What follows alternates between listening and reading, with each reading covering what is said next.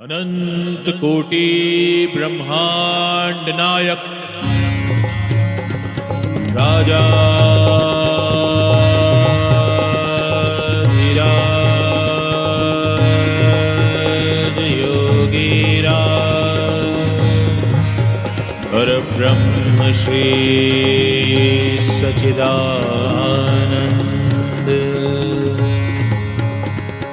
सद्गुरु श्री साईनाथ महाराज।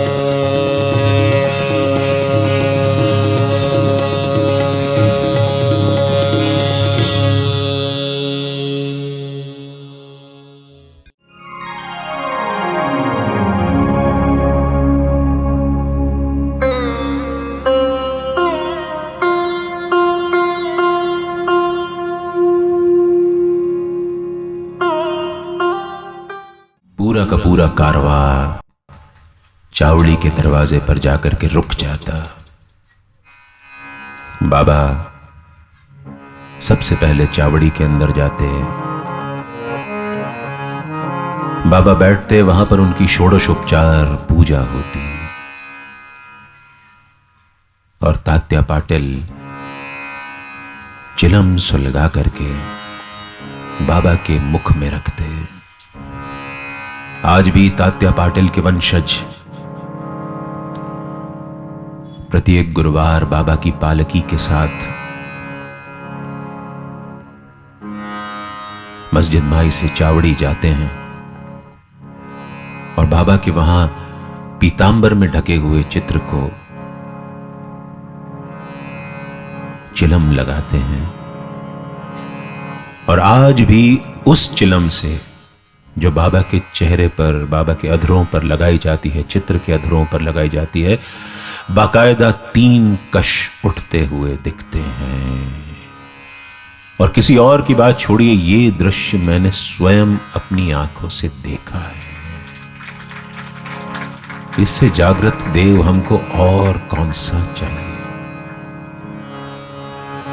रही बात, बाबा एक रात छोड़ करके चावड़ी में सोने क्यों जाते थे। चावड़ी हमने अब भी बात की कि वहां पर गांव का न्यायालय लगता था। मस्जिद में बाबा का कर्म क्षेत्र था। वहां पर जो आए बाबा को उसकी मुराद पूरी करनी थी। लेकिन चावड़ी में जाकर के बाबा अपने धर्म क्षेत्र में प्रवेश कर जाते थे। वहां जाकर के वो इंसाफ करते, वहां पहुंच करके वो लोगों के कर्मों का लेखा लिखते। प्रोफेसर जीजी नारके, जो कि बाकूब साहब बूटी के जवाई थे, उनको बाबा ने बताया था कि मैं यहां रह करके पूरी दुनिया घूम करके आ जाता हूं। कोशिश करता हूं कि लोगों की दुख तकलीफ दूर हो जाए। मैं लोगों को यहां पर से परम पिता परमात्मा के चरणों में मिलवा देता हूं। इस चावड़ी के रंग हजार, चावड़ी में बैठे साईं सरकार। इस चावड़ी के रंग हजार, चावड़ी में बैठे साईं सरकार। आओ कर लो साईं के दीदार, साईं करते हैं सबसे प्यार। आओ कर लो साईं के दीदार, साईं करते हैं सबसे प्यार। इस चावड़ी के रंग हजार, चावड़ी में बैठे साईं सरकार। इस चावड़ी के रंग हजार, चावड़ी में बैठे साईं सरकार।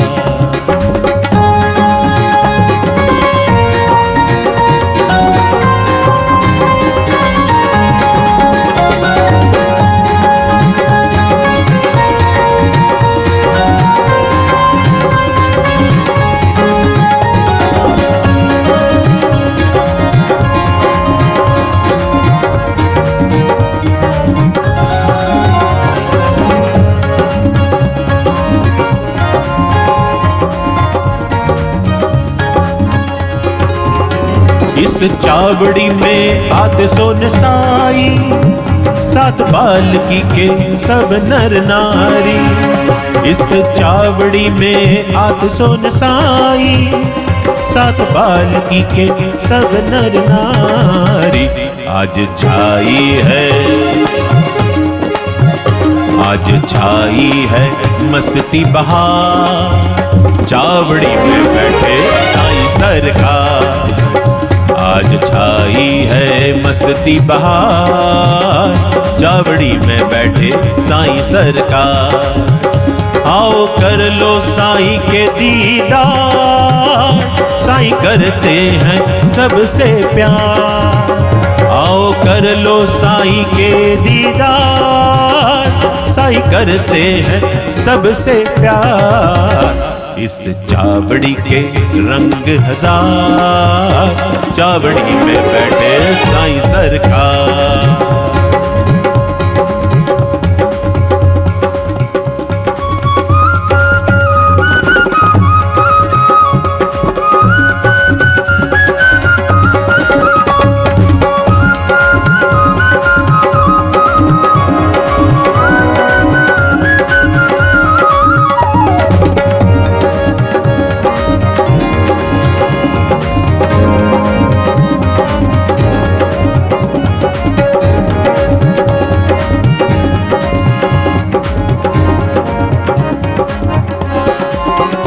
इस चावड़ी में इंसाफ होता, मैला मन यहाँ साफ होता।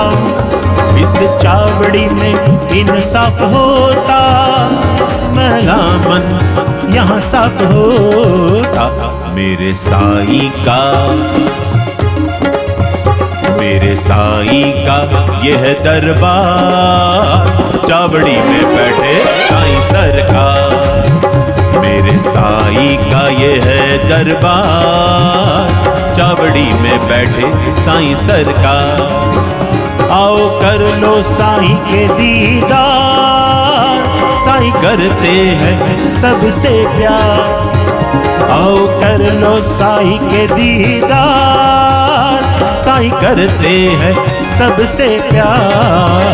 इस चावड़ी के रंग हजार, चावड़ी में बैठे साईं सरकार।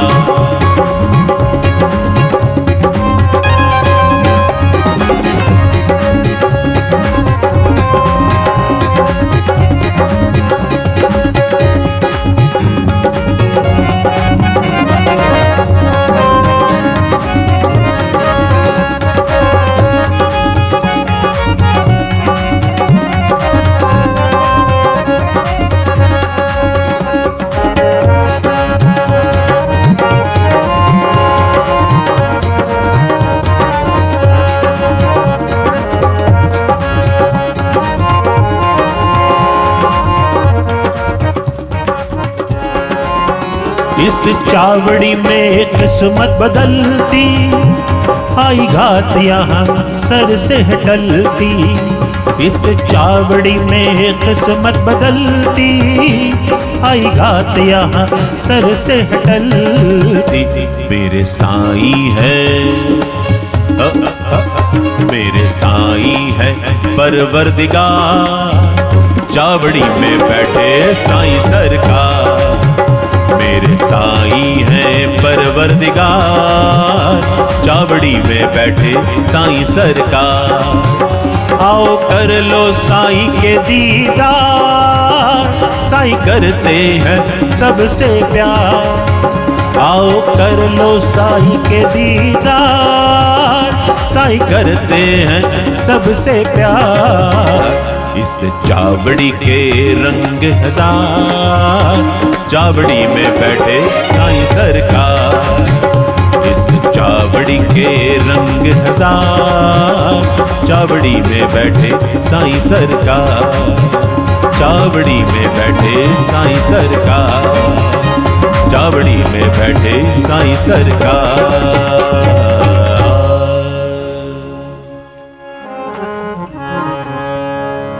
बाबा के चिलम पीने के बाद सब लोग धीमे धीमे चावड़ी से बाहर निकल जाते। सोने से पहले तात्या बाबा को एक लाल गुलाब का फूल देते हैं। लालटेन की रोशनी बिल्कुल मध्यम कर दी जाती है। गद्दों के ढेर पर जब बाबा सोने को होते और तात्या जाने को, तो बाबा तात्या से कहते, बीच बीच में रा करके मुझे देखते रहना। तात्या निकल जाते, चावड़ी का दरवाजा बंद हो जाता। चावड़ी में सिर्फ बाबा और उनकी न्यायपालिका वही चलती रहती।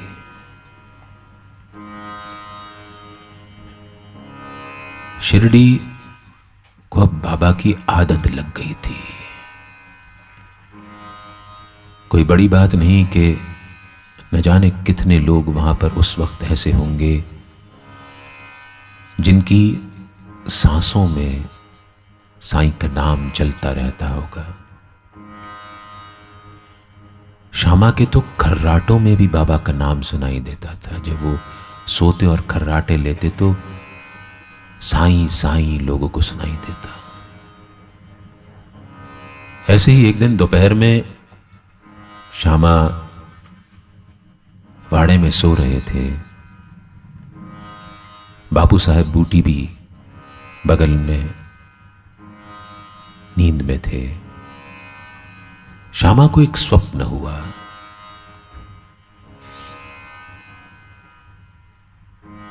यहां एक ऐसा स्थान बनवाओ जहां पर हम सब साथ में रहेंगे, सब लोग मेरे इर्द गिर्द रहेंगे, हम लोग खूब आनंद करेंगे। वहीं पड़ोस में बापू साहब बूटी को भी एक ऐसा ही स्वप्न बाबा ने दिया।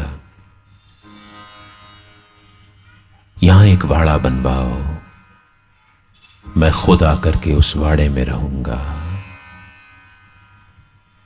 सारे पुजारी महंत मेरे इर्द गिर्द होंगे। श्यामा ने यह स्वप्न देखा कि वो रोते हुए उठ गया। उसके रोने की आहट से, आवाज से नींद में सो रहे ये स्वप्न देख करके बाबू साहब बूटी भी उठ खड़े हुए। दोनों एक दूसरे से उठने का कारण पूछते हैं। दोनों एक दूसरे को अपना अपना स्वप्न बताते हैं। एक जैसा ही स्वप्न दोनों को एक ही समय, एक ही स्थान पर हुआ। दोनों बाबा के पास जाते हैं, उनसे मतलब पूछते हैं कि इस स्वप्न का क्या मतलब हुआ, क्या यहां एक ऐसा वाड़ा बनवाना चाहिए। बाबा की स्वीकृति मिलते ही मस्जिद माई के पीछे की जमीन जहां पर बाबा फुलवारी सजाते थे, राता से जूही और जाई के पौधे लेकर के आते थे, अपने हाथों से उनको पानी देते, सींचते। वामन तात्या नाम का एक कुम्हार बाबा को रोज कच्चे घड़े देता। उन घड़ों में पानी भर करके बाबा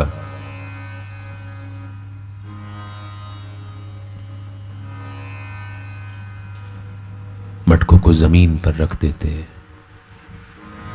घड़े कच्चे होने के कारण जमीन पर रखते ही वो घड़े टूट जाते थे।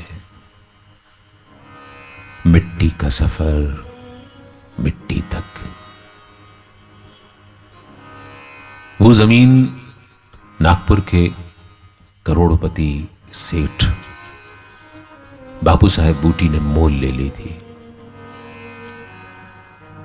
और श्यामा ने और बूटी ने दोनों ने मिलकर के कागज पर बनने वाले वाड़े का नक्शा बनाया, बाबा को दिखाया। बाबा की स्वीकृति मिलते ही एक दिन बाबा के हाथ से नारियल चढ़ा करके श्यामा ने वो नारियल वहां पर फोड़ा और बूटी वाड़े का काम शुरू हो गया। बूटी की इच्छा थी कि पूरा वाड़ा पत्थरों का बने, इसलिए बाबा उसको जिक्र करते हुए हमेशा दगड़ी वाड़ा बोलते थे। बूटी वाड़ा का एक नाम दगड़ी वाड़ा भी है। वाड़े का काम शुरू हो गया। 1916 का दशहरा, शिरडी गांव के वासी सीमोल्लंघन के लिए गए थे। दशहरे के दिन चूंकि राम ने रावण का वध करके लंका पर विजय पाई थी, सांकेतिक रूप से अपने गांव की सीमा को उल्लंघ करके दूसरे गांव की सीमा में जाकर के एक कदम वहां पर रख करके वापस आना, ये वहां के गांव की प्रथा है, सीमोल्लंघन। शिरडी गांव के अधिकांश लोग सीमोल्लंघन के लिए पड़ोस के गांव गए थे। उस दिन बाबा की पालकी निकलनी थी। पूरी मस्जिद माई को तोरणों से सजा दिया था। कीर्तन शुरू हो गए थे। अचानक बाबा अपने स्थान पर खड़े हो जाते हैं, अपनी कफनी निकाल करके धूनी माई के समर्पित कर देते हैं। बाबा पूर्ण दिगंबर खड़े हैं। उनकी आहुति पाकर के धूनी धधक करके जल उठती है। धूनी की रोशनी में बाबा के चेहरे की कांति निखर जाती है। उनकी आंखें अंगारों सी लाल हैं। लो देख लो, लो देख लो, मैं हिंदू हूं या मुसलमान।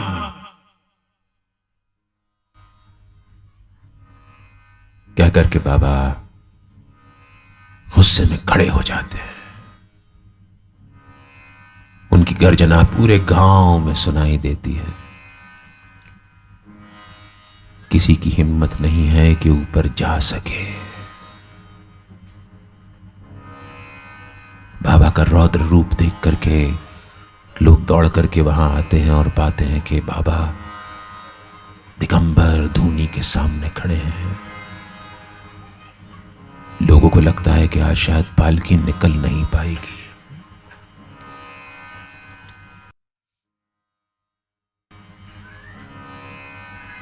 बागोजी शिंदे, वो कोढ़ी जो बाबा के हाथ की मालिश किया करता था, वो आगे बढ़ता है और बाबा को एक नई कफनी पहनाता है। बाबा कहते हैं ये मेरा सीमोल्लंघन है।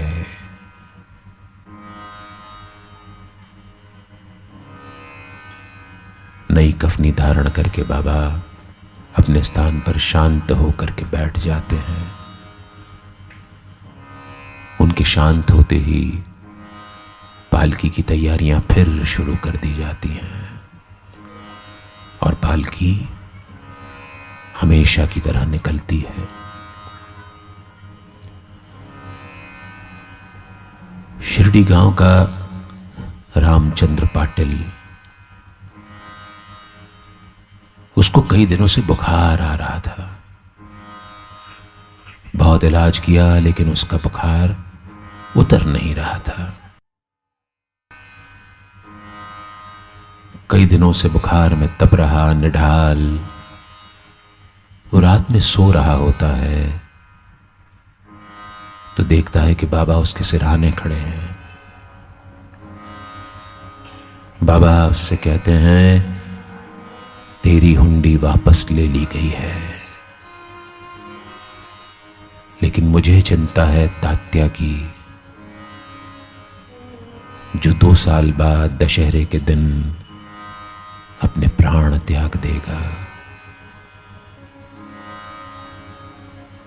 पसीने से तरबतर रामचंद्र पाटिल जाग जाता है, पाता है कि वहां बाबा नहीं है, लेकिन उसकी हुंडी वापस ले ली गई है। बुखार उतर गया है। ये बात वो अपने सबसे अच्छे दोस्त लक्ष्मण बाला शिंपी को बताता है कि बाबा ने कहा है कि 2 साल बाद तात्या हमको छोड़ के चला जाएगा। वक्त गुजरता जाता है, बाबा की अटखेलियों के साथ शिरडी को समझ में नहीं आता कि पंचभूतों से निर्मित ये शरीर एक न एक दिन मिट्टी में मिल जाना है। मिट्टी का सफर मिट्टी तक। दासगणु महाराज महेश्वर के तट पर 7 सितंबर 1918 को श्री साईनाथ स्तवन मंजरी की रचना पूरी करते हैं। उनकी इच्छा है कि बाबा को ये स्तवन मंजरी भेंट करें। दशहरे में 36 दिन बचे हैं। बाबा की तबीयत अब ठीक नहीं रहती, थक जाते हैं, हांफने लगते हैं। अब तो रोज भिक्षा मांगने भी नहीं जाते हैं। अपने स्थान पर कभी तात्या को, तो कभी श्यामा को, तो कभी प्रोफेसर नारके को भेज देते हैं। नारके को तो वो सूट बूट में भिक्षा मांगने भेज देते थे अपनी ओर से।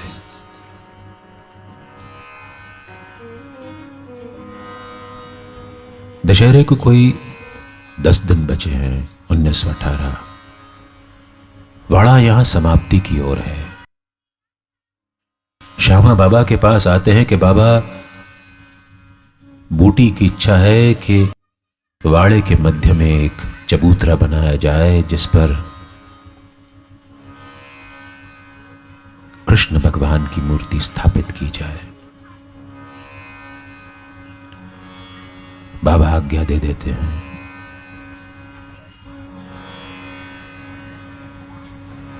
कृष्ण भगवान की मूर्ति मंगा ली जाती है। बाबा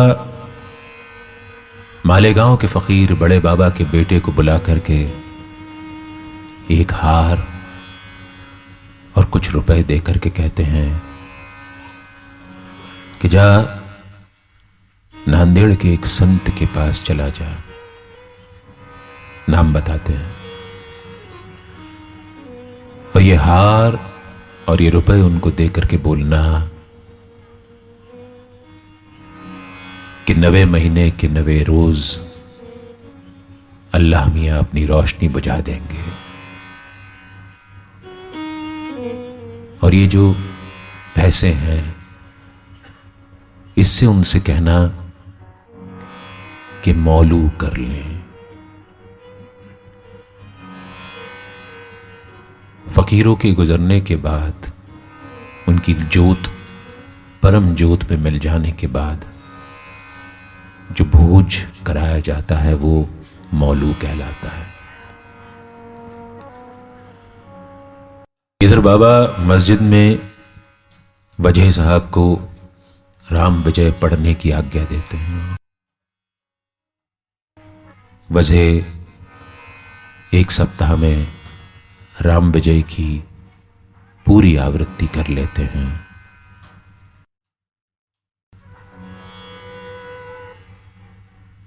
बाबा उनसे फिर एक बार राम विजय पढ़ने को कहते हैं।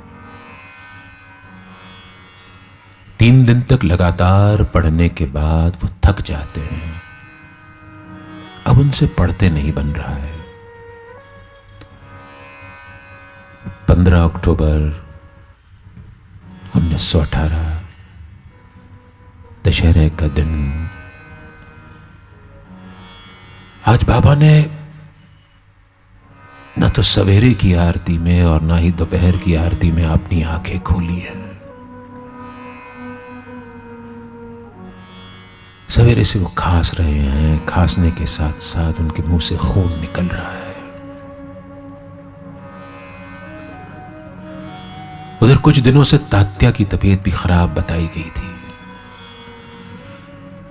बताते हैं इधर बाबा खांसते वहां तात्या खांसता, यहां बाबा को खून निकलता वहां तात्या को खून निकलता।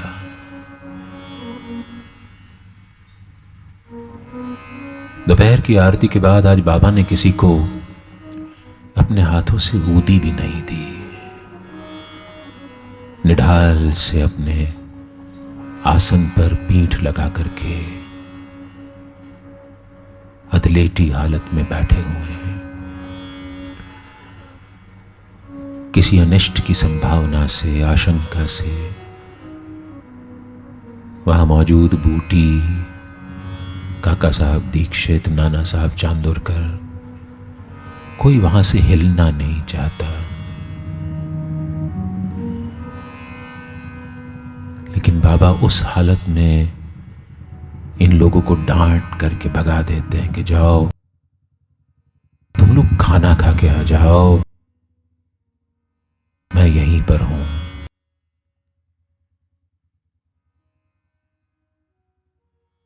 बाबा की डांट सुनकर के ये सब अपने अपने घरों को चले जाते हैं। रह जाते हैं तो बयाजी अप्पा, चंद्राबाई बोरकर, लक्ष्मीबाई शिंदे, भागोजी शिंदे, नाना साहब निमोणकर, और नीचे मस्जिद की सीढ़ियों पर हताश से श्यामा। बाबा बयाजी को हाथ देकर के अपने पास बुलाते हैं।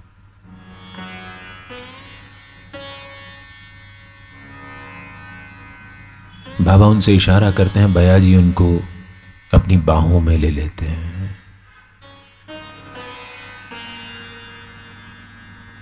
बाबा उनकी बाहों में सिमट से जाते हैं। फिर अपनी कफनी की जेब में हाथ डालते हैं और पहले 5 और बाद में 4, इस तरह से 9 सिक्के लक्ष्मीबाई शिंदे को अपने पास बुला करके देते हैं। लक्ष्मी, तूने अपने साईं की बहुत सेवा की है, ले ये तेरा साईं तुझे कुछ देना चाहता है। ये कहकर के बाबा अपना शरीर बयाजी के ऊपर डाल देते हैं। दूर खड़े नाना साहब निमोणकर को बयाजी आवाज देकर के बुलाते हैं कि पानी का गिलास ले आओ।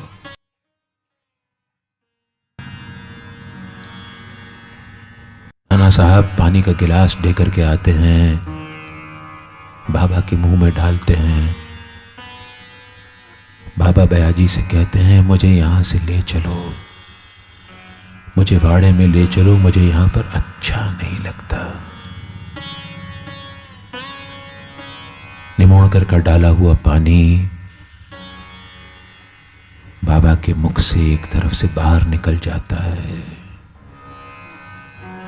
बयाजी बोलते हैं, देवा।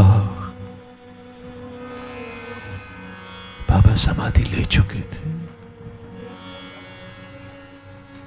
वो साईं जो शिरडी का सूरज था, जो शिरडी का चांद था, जो शिरडी की रौनक था,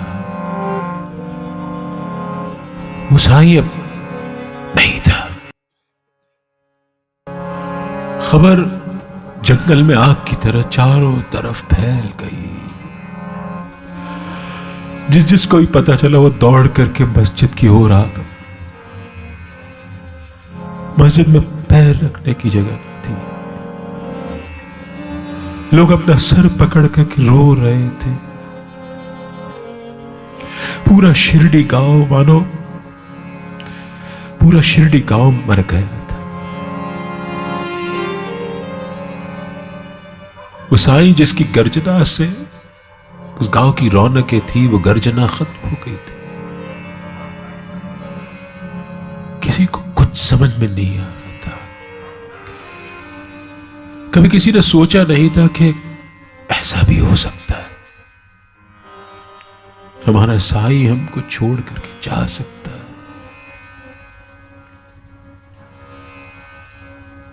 लेकिन हुआ। अब साईं नहीं थे वहां पर। साईं नहीं थे, लेकिन उनके चमत्कार बदस्तूर चल रहे थे। पंढरपुर में दासगणों को स्वप्न होता है कि मस्जिद की दीवार भर भरा के गिर गई है। और बाबा उनसे कह रहे हैं कि आकर के मुझे फूल चढ़ाओ।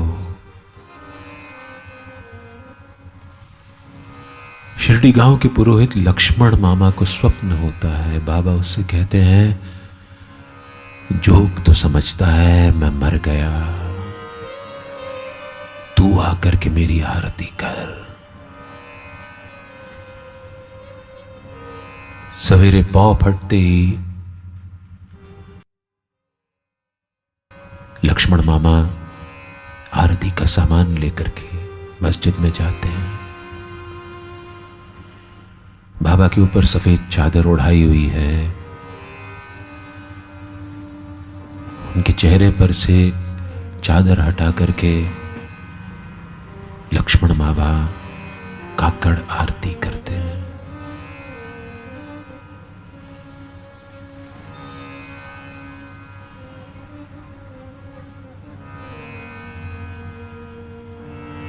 ये तय नहीं हो पाता कि अंतिम संस्कार कैसे किया जाए। मुसलमान चाहते हैं कि उनको दफनाया जाए,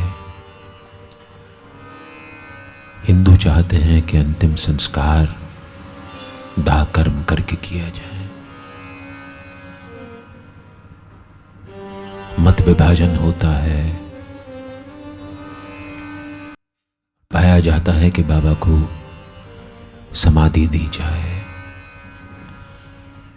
बयाजी के कान में आखिरी वक्त पर कहे हुए उनके शब्द, मुझे वाड़े में ले चलो, मुझे यहां पर अच्छा नहीं लगता। उनको मान्यता देकर के गुरुवार के दिन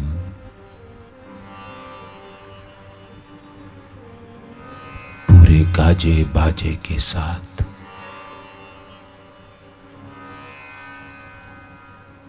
बाबा को अंतिम यात्रा में वाड़े में ले जाया जाता है। 36 घंटे बाद जब उनका अंतिम स्नान होता है तो उनका शरीर पहले की तरह लचीला बना हुआ है। उनकी कफनी बिना फाड़े निकाली गई, नई कफनी पहनाई गई। वो चबूतरा जिस पर मुरलीधर की मूर्ति रखी जाना थी, उसमें गड्ढा करके बाबा को समाधि दे दी जाती है। उनके साथ उनकी एक हरी टोपी, उनका सटका,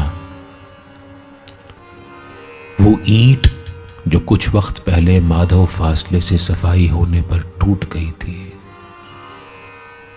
2 टुकड़ों में हो गई थी, और तब बाबा लेंडी बाग शहर को गए थे। शहर से बाबा वापस आए, ईंट को 2 टुकड़ों में देख करके सिर पकड़ के बैठ गए। मेरी तो जीवन संगिनी चली गई, अब मैं जी करके क्या करूंगा। फूट फूट करके रोने लगे। वो रोज उस ईंट पर रोज रात को सर रख करके सोते थे। उनको इस तरह से रोता देख करके वहां मौजूद काका साहब दीक्षित ने कहा कि इसको हम जुड़वा देंगे, सोना भरवा करके जुड़वा देंगे। बाबा ने कहा कोई फायदा नहीं, मेरी जीवन संगिनी गई, अब मुझे भी जाना होगा। सोने के तार से जुड़वा करके वो ईंट भी समाधि में रख दी गई। एक सुई धागा जो बाबा इस्तेमाल किया करते थे अपनी फटी हुई कफनी को सिलने के लिए, वो भी साथ में समाधि में रखा गया। उनको समाधि देने की अंतिम क्रिया बाला साहेब भाटे ने की।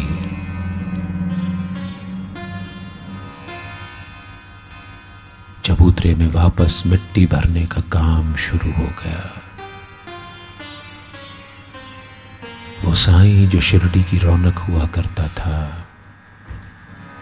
वो मिट्टी के ढेर में दबता जा रहा था, अपनी शिरडी के साथ एकाकार हो रहा था। साईं शिरडी बनते जा रहे थे और शिरडी साईं का स्वरूप लेती जा रही थी।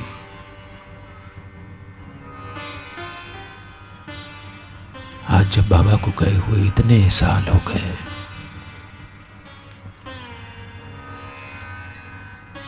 तब भी बाबा के समाधि, उनके दिए हुए वचन हमको बाबा की याद दिलाते हैं। आज भी जब हम उन वचनों को दोहराते हैं तो हमें साईं के होने का एहसास होता है। दामू अन्ना कासार ने एक बार बाबा से पूछा था कि बाबा 2 प्रश्न हैं, क्या जो हर कोई शिरडी आता है उसके दुख दूर हो जाते हैं, और जब तुम चले जाओगे तो हमारा ध्यान कौन रखेगा?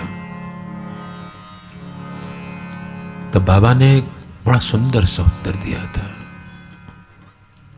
टहलने गए, दामू को साथ में ले गए, एक आम के पेड़ के नीचे उसको रोका।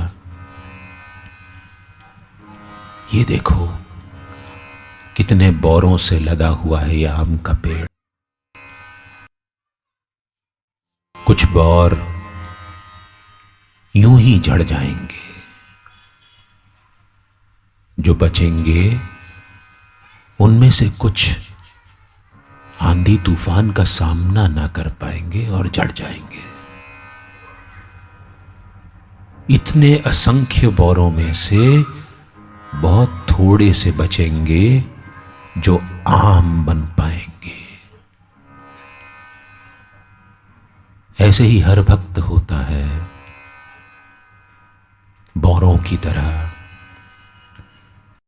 कुछ भक्त यूं ही साईं की राह से अलग हो जाते हैं,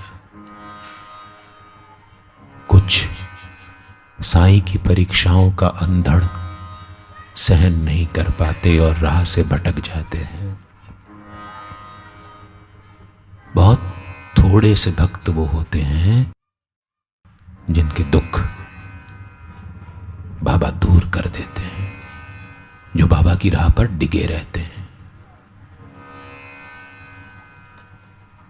और जब मैं चला जाऊंगा तो मेरी समाधि से मेरी अस्थियां तुम में आशा और विश्वास का संचार करेंगी।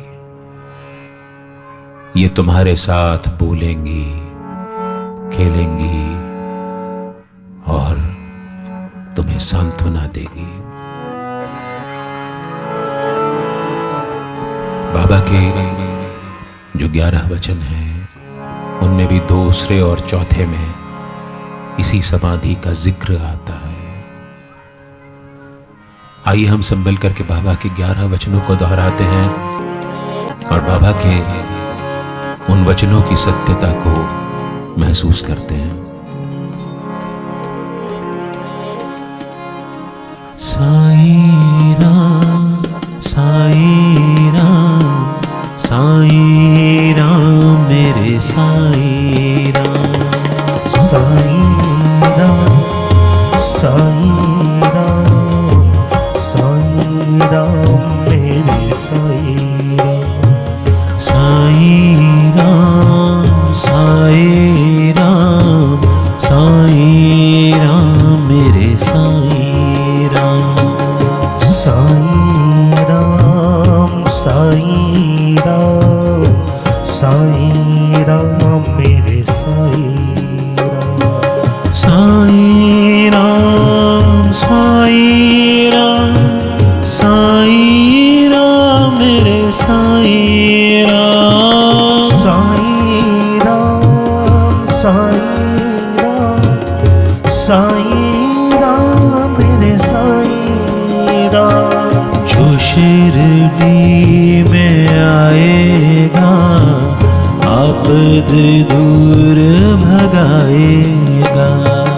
जो शिरडी में आएगा, आपद दूर भगाएगा। जो शिरडी में आएगा, आपद दूर भगाएगा। जो शिरडी में आएगा, आपद दूर भगाएगा। चढ़े समाधि की सीढ़ी पर, पैर तले दुख की पीढ़ी कर। चढ़े समाधि की सीढ़ी पर, पैर तले दुख की पीढ़ी कर। चढ़े समाधि की सीढ़ी पर, पैर तले दुख की पीढ़ी कर।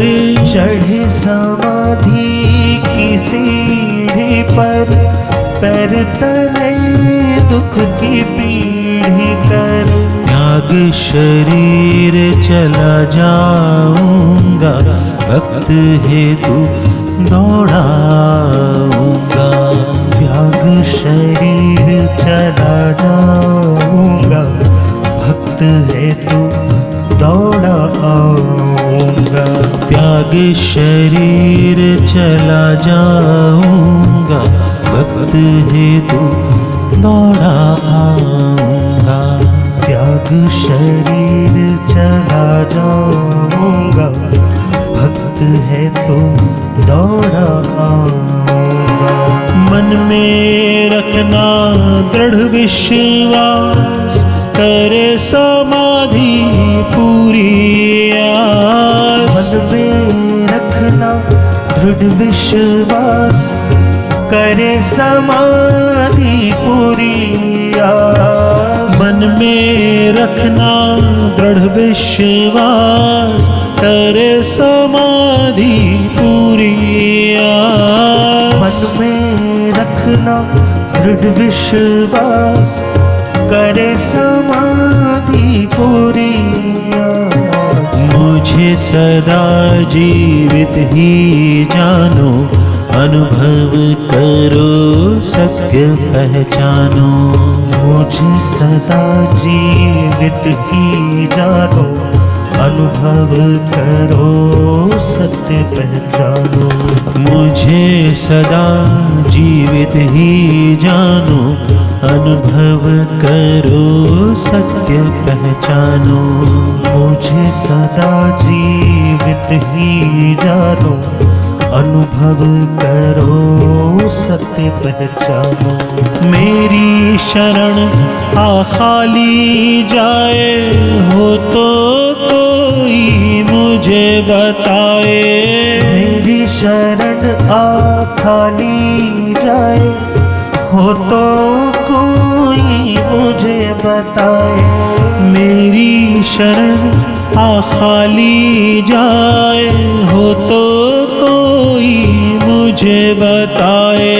मेरी शरण आ खाली जाए, हो तो कोई मुझे बताए। जैसा भाव रहा जिस जन का, वैसा रूप हुआ मेरे मन का। जैसा भाव रहा जिस जन का, वैसा रूप हुआ मेरे मन का। जैसा भाव रहा जिस जन का, वैसा रूप हुआ मेरे मन का। जैसा भाव रहा जिस जन का, वैसा रूप हुआ मेरे मन का।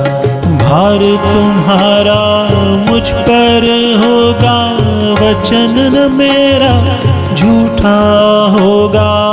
भार तुम्हारा मुझ पर होगा, वचन ना मेरा झूठा होगा।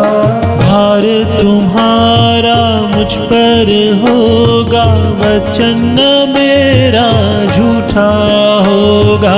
भार तुम्हारा मुझ पर होगा, वचन ना मेरा झूठा होगा।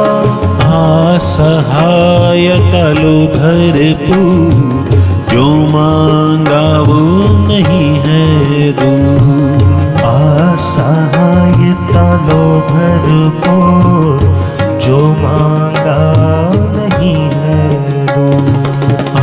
सहायता लो भरपूर, जो मांगा वो नहीं है दूर। सहायता लो भरपूर, जो मांगा नहीं है दूर। मुझ में लीन वचन मन काया, उसका ऋण न कभी चुकाया। मुझ में लीन वचन मन काया, उसका ऋण न कभी चुकाया। मुझ में लीन वचन मन काया, उसका ऋण न कभी चुकाया। मुझ में लीन वचन मन काया, उसका ऋण न कभी चुकाया। धन्य धन्य वह भक्त अनन्य, मेरी शरण तज जिसे न अन्य। धन्य धन्य वह भक्त अनन्य, मेरी शरण तज जिसे न अन्य।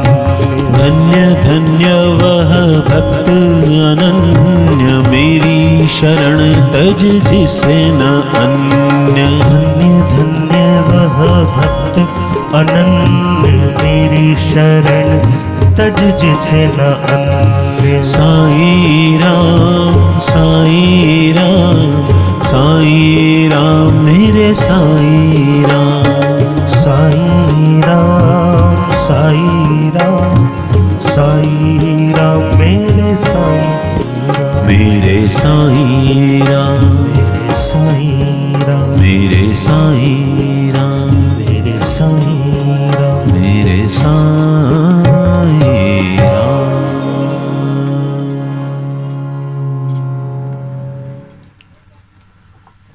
आज भी जो भक्त अनन्य भाव से बाबा की शरण में जाता है, उसे बाबा की अनुभूति हो ही जाती है।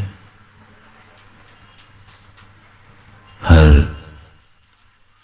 अच्छे बुरे समय में साईं सदा उसके साथ रहते हैं और अपने होने का प्रत्यक्ष प्रमाण भी देते हैं, जैसा उन्होंने हमें कल दिया।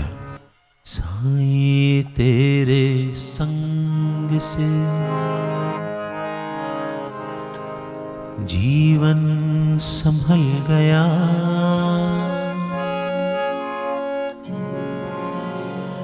साईं तेरे संग से जीवन संवर गया।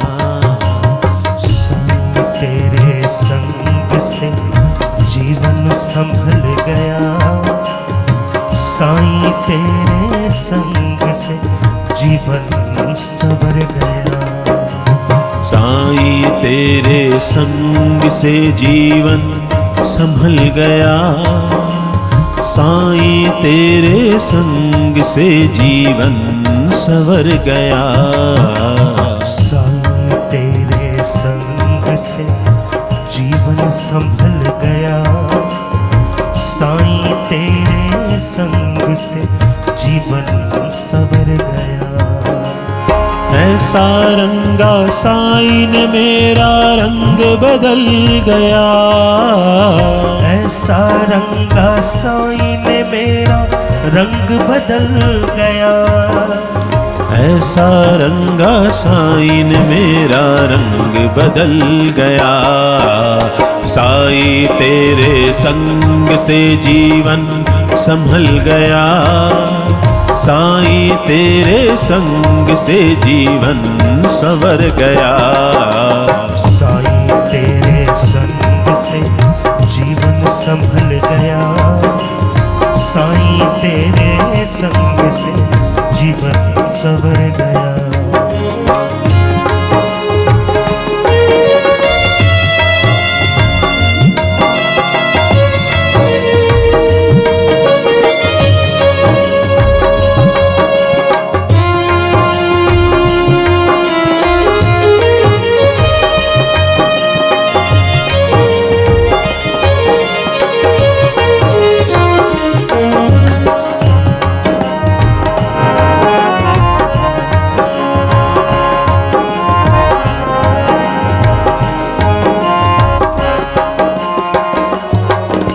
लड़खड़ा के चलता था मैं, साईं ने नाम दिया। लड़खड़ा के चलता था मैं, साईं ने थाम लिया। बिन मकसद के जीवन मेरा साईं ने काम दिया। बिन मकसद के जीवन मेरा साईं ने काम दिया। मेरी मुश्किलें आसान हुई।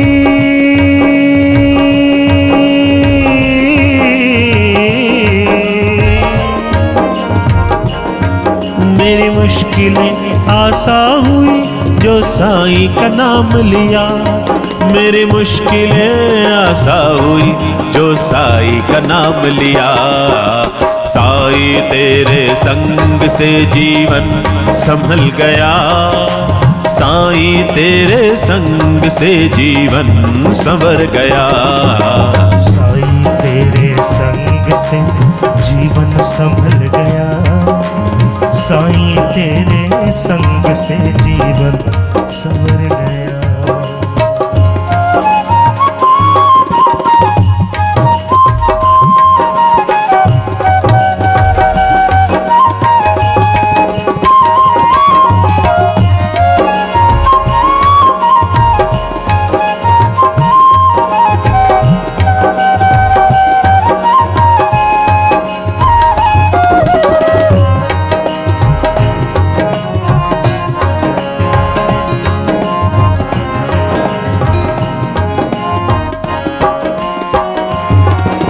टिमटिमा के जलता था मैं, साईं ने नाम दिया। टिमटिमा के जलता था मैं, साईं ने नाम दिया। टिमटिमा के जलता था मैं, साईं ने नाम दिया। टिमटिमा के जलता था मैं, साईं ने नाम दिया। मैं राहों का पत्थर मुझको साईं ने दाम दिया। मैं राहों का पत्थर मुझको साईं ने दाम दिया। मेरी राहें रोशन हुई।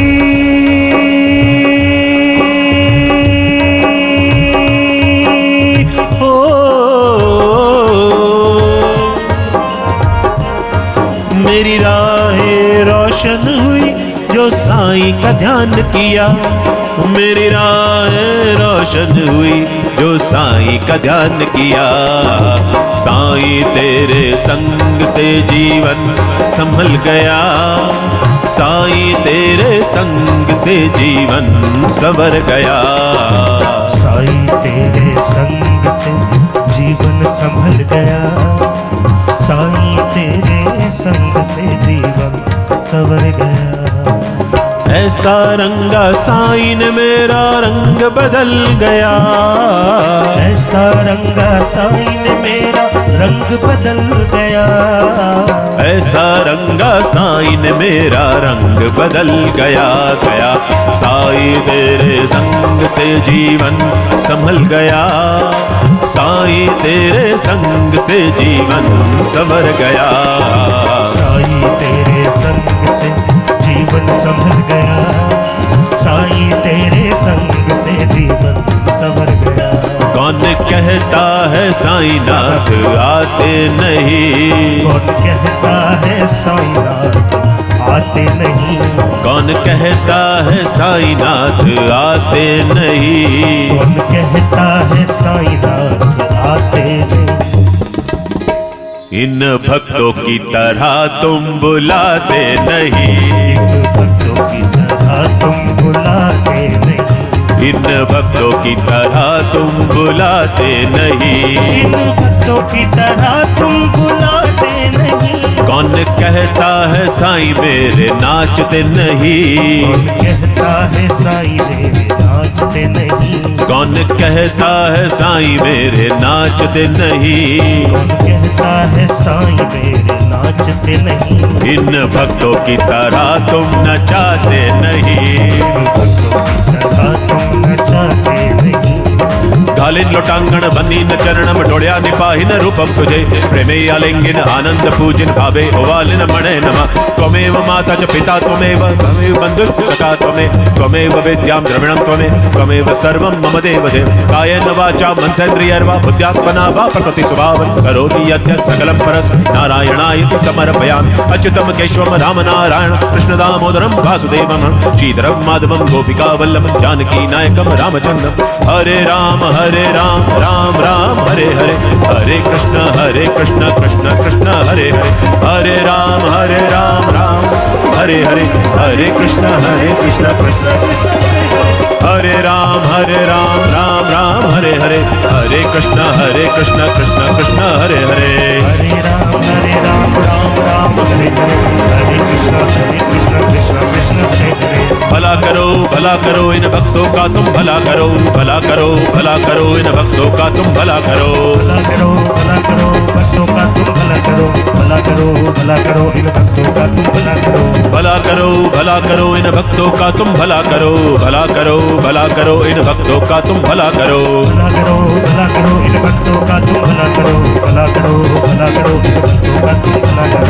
ओम साईं नमो नमः। श्री साईं नमो नमः। जय जय साईं नमो नमः। सद्गुरु साईं नमो नमः। ओम साईं नमो नमः। श्री साईं नमो नमः। जय जय साईं नमो नमः। सद्गुरु साईं नमो नमः। ओम साईं नमो नमः। श्री साईं नमो नमः। जय जय साईं नमो नमः। सद्गुरु साईं नमो नमः। ओम साईं नमो नमः। श्री साईं नमो नमः। जय जय साईं नमो नमः। सद्गुरु साईं नमो नमः। सद्गुरु साईं नमो नमः। सद्गुरु साईं नमो नमः। सद्गुरु साईं नमो नमः। सद्गुरु साईं नमो नमः। सद्गुरु साईं नमो नमः। सद्गुरु साईं नमो नमः।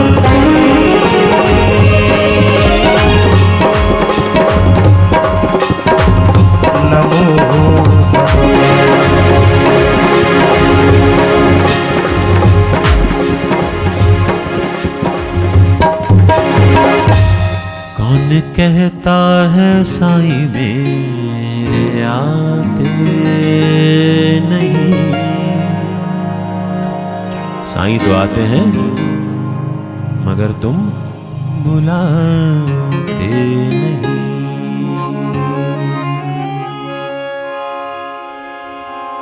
नहीं। इसी तरह आप बुलाते रहिए, साईं आते रहेंगे और आपको उनको बुलाने की जरूरत भी नहीं पड़ेगी। आप सिर्फ उनको याद कर लो, वो आ जाते हैं।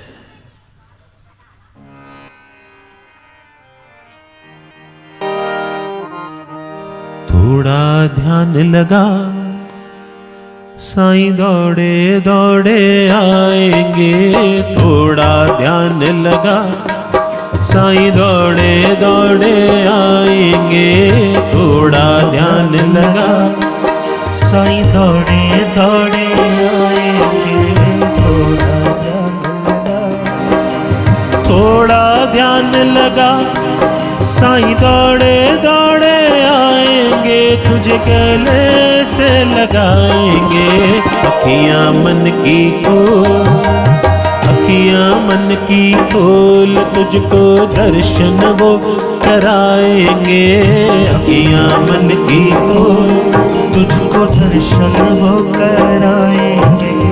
अखियां मन की खोल, अखियां मन की खोल, तुझको दर्शन वो कराएंगे। तुझे गले से लगाएंगे। थोड़ा ध्यान लगा, थोड़ा ध्यान लगा, साईं दौड़े दौड़े आएंगे। थोड़ा ध्यान लगा।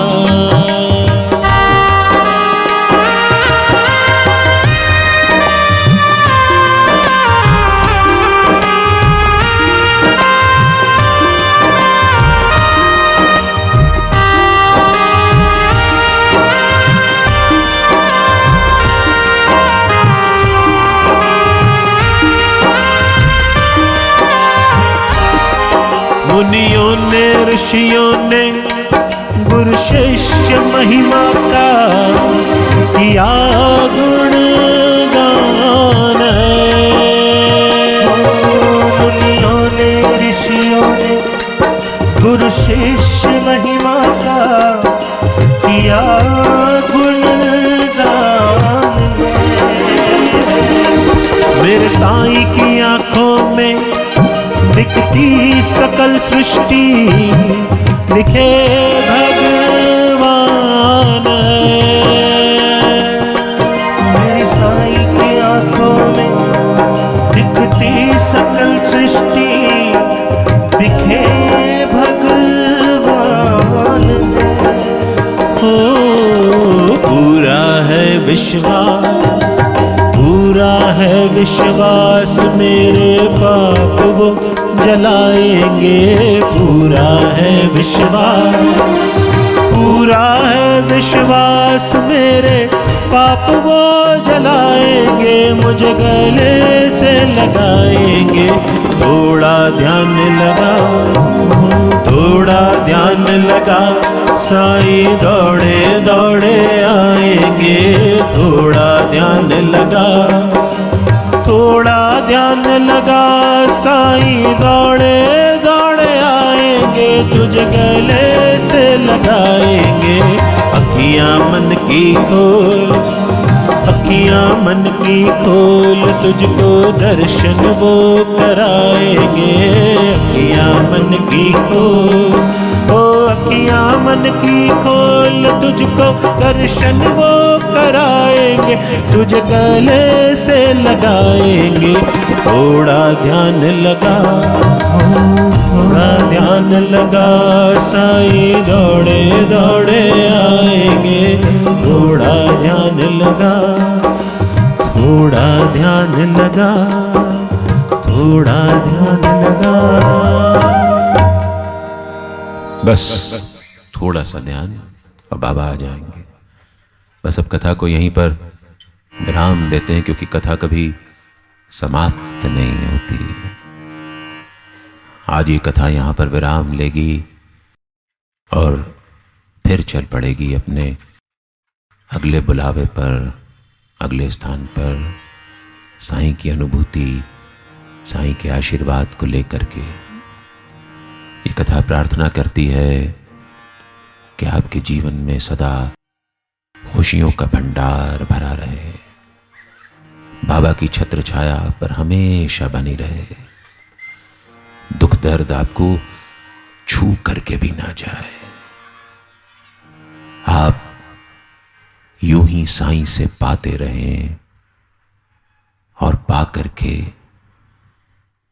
जिसको जरूरत हो उसको दे ये समझ करके नहीं कि आप साईं हैं, बल्कि ये समझ करके कि आप भाग्यशाली हैं कि साईं आपको जरिया बना रहे हैं लोगों के जीवन में खुशियां लाने का।